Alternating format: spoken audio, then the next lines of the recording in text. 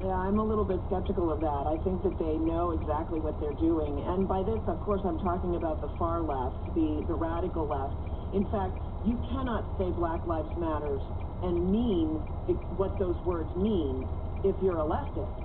You have to mean the other thing, which is basically an accumulation of money that specifically does not go to help the black businesses that were targeted by the riots, right? And so, yeah, I don't think that we can. I think that the time for us to be understanding and tolerant and reasonable with unreasonable people has passed. And the reason I say that is because the one thing that we have that is completely intolerant is the truth.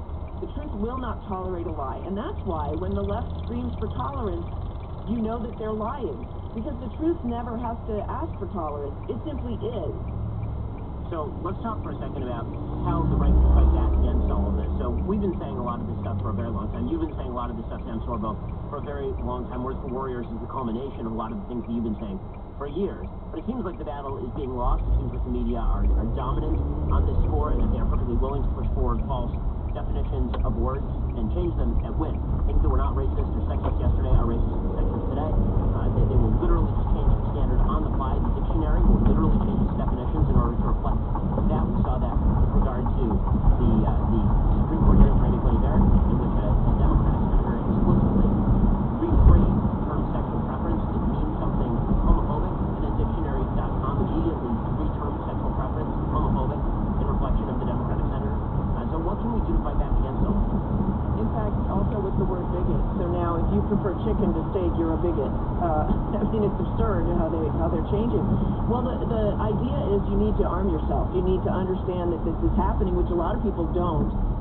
But you're doing great work in terms of fighting back, and we just need more people in the fight. I know you talked about this, the article that just came out about the parents who still send their children to Harvard-Westlake and to other prep schools, while knowing that those children are being indoctrinated against their values, against capitalism, and for wokeism.